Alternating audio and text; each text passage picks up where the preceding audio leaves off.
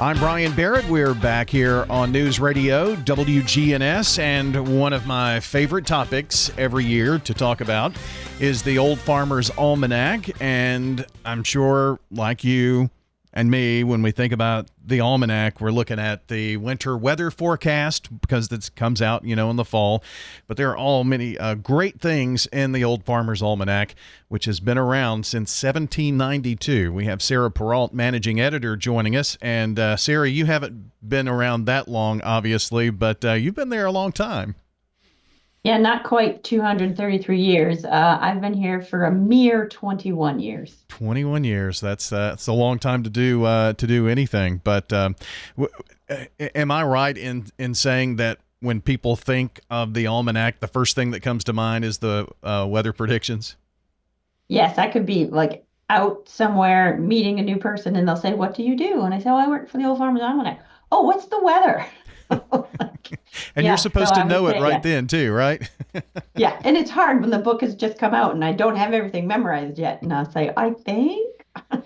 Well, what I have always liked about it is, weathermen get a bad rap. I think it's very hard to do predicting weather and forecasting and things of that nature. But whatever formula the Old Farmer's Almanac has, you have a very good track record, I would say.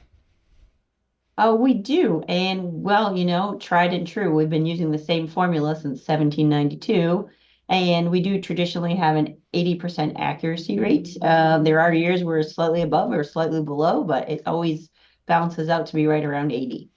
Well, that is good to know. Well, why don't we start with some other things that are in, and we'll keep people kind of hooked in here to give them the forecast in a moment. But there are recipes. They're just really great articles. So what are some of the highlights outside of the weather that are in the Farmer's Almanac?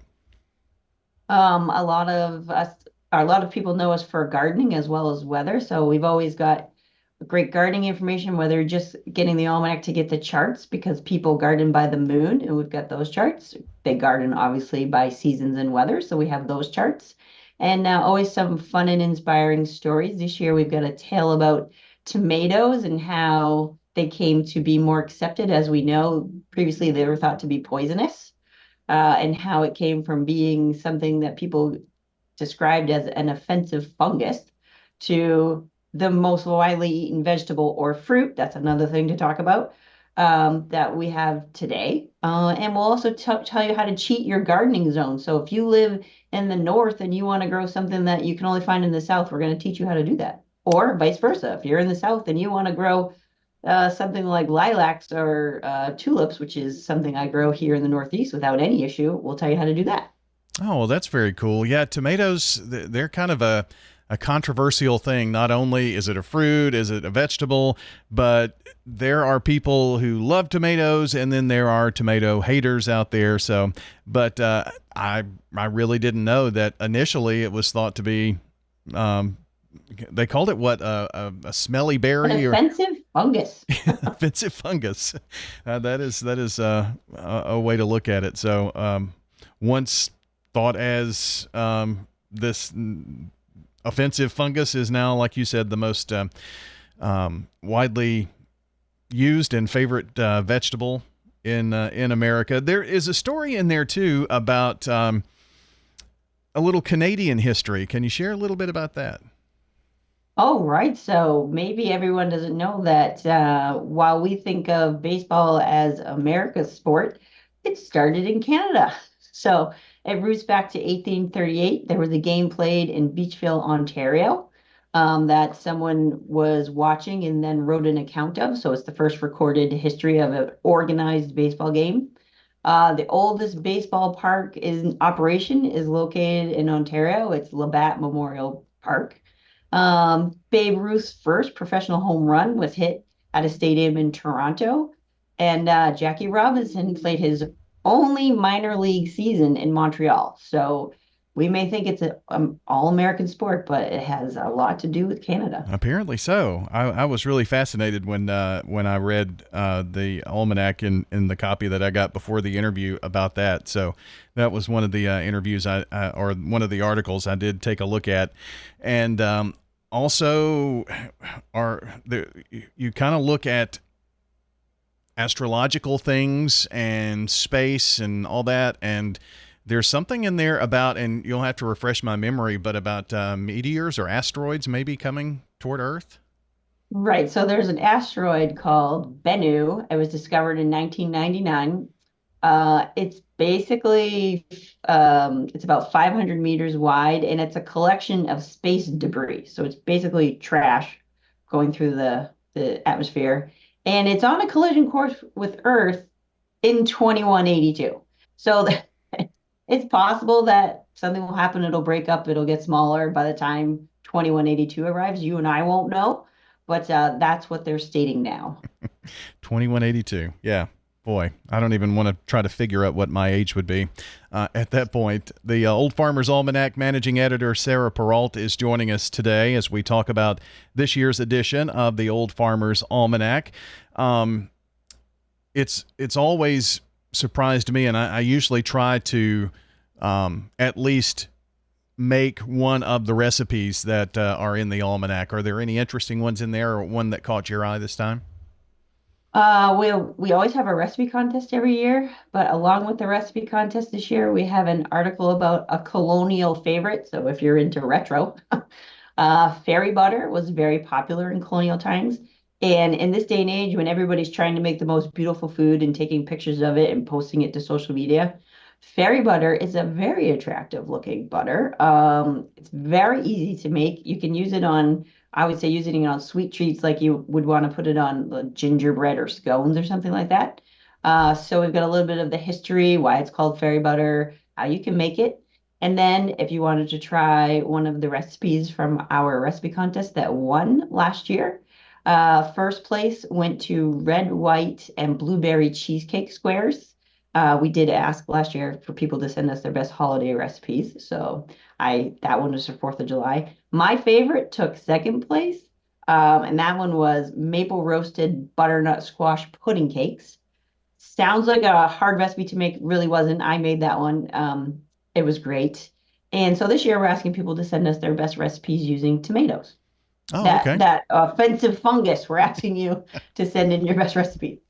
The butternut squash recipe, is that more of a dessert, or is it like a side dish? It's like a savory side. It's like a souffle, and it's just slightly sweet, but it was amazing. Wow.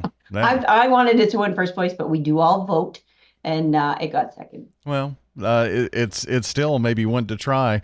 So check out the Old Farmer's Almanac for the recipes and all kinds of interesting articles. If you're a cat lover or trying to understand cats, there's even an article in there for those who want to try to know their feline friend a little better.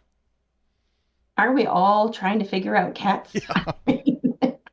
Yeah, so we have some explanations on why they do some of the things that they do, such as kneading, or some people call it making biscuits when they're kneading on a blanket or on a person. Why they are sometimes sitting around with their tongue kind of half hanging out, half hanging in. And then we get a little bit more into the fact that how the effect that catnip has on cats.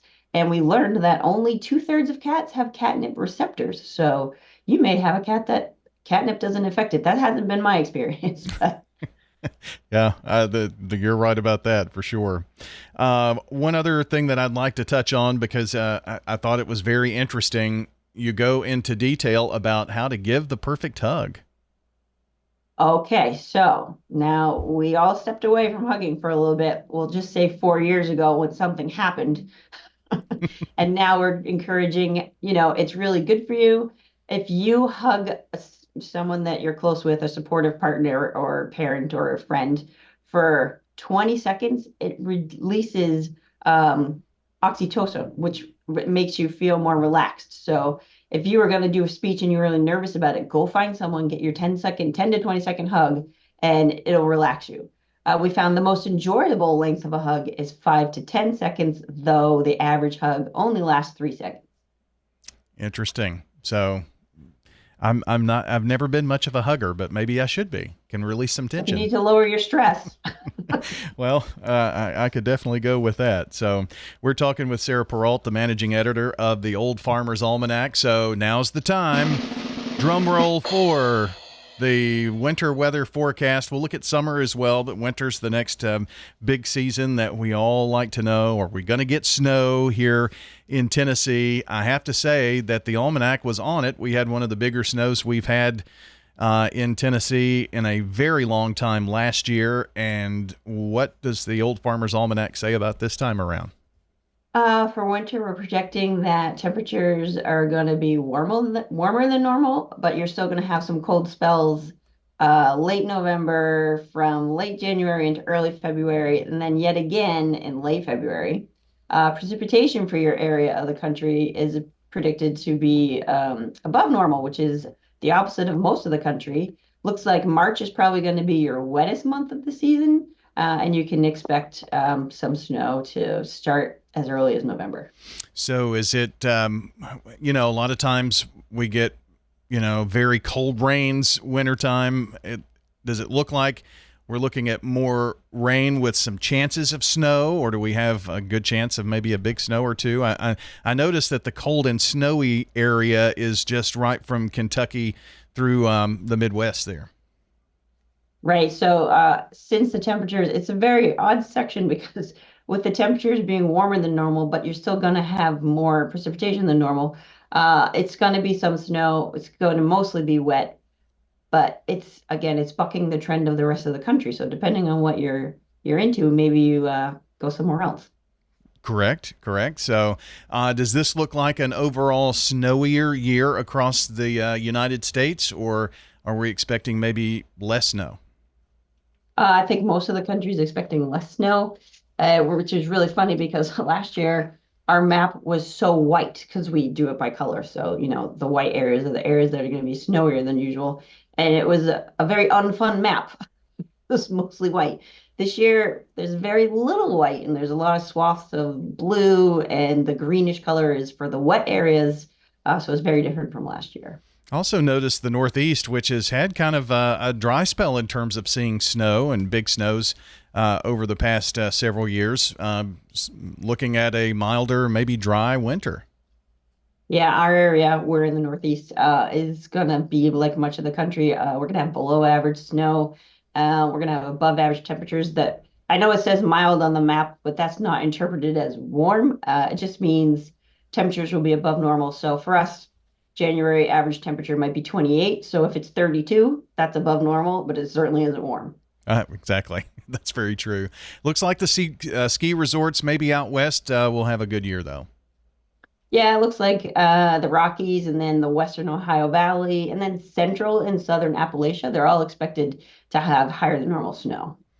Sarah, what goes into putting together a forecast like this, and with the accuracy that you do? Who works on that? I'm sure it's more than just one person, probably a team of folks who do that. The entire editorial team will work on it. There's about 6 of us, I believe. I lose count. And we do work with meteorologists. So they've got our proprietary formula, which is based on solar science, climatology, and meteorology, which is what our founder devised back in 1792. Obviously, now we've got science at our hands, with right at our fingertips on, so we can use modern scientific calculations. We're using different numbers than they were using in 1792, obviously, because we've got a warming climate. But it's still based on those 3 scientific disciplines. Very interesting. And this is work that probably it's not like something you can knock out in a day, I wouldn't think, right? No, it takes us months to do the weather. We get started on it pretty early because there's a lot of editing and reiterations and going back and forth and getting things fine-tuned. So it's a process. Well, Sarah, the Old Farmer's Almanac is out now. Where are the best places that we can find the Almanac? You can find the Old Farmer's Almanac anywhere books and magazines are sold. It's also available on our website, almanac.com. And like everything else, you can find it at Amazon. Absolutely. Well, great to have you along with us. I always look forward to this interview every year and appreciate you spending some time with us today. Oh, thanks. It was my pleasure. Joining us today from the Old Farmer's Almanac, Sarah Perrault, the managing editor. Hope you enjoyed this conversation today here on News Radio WGNS.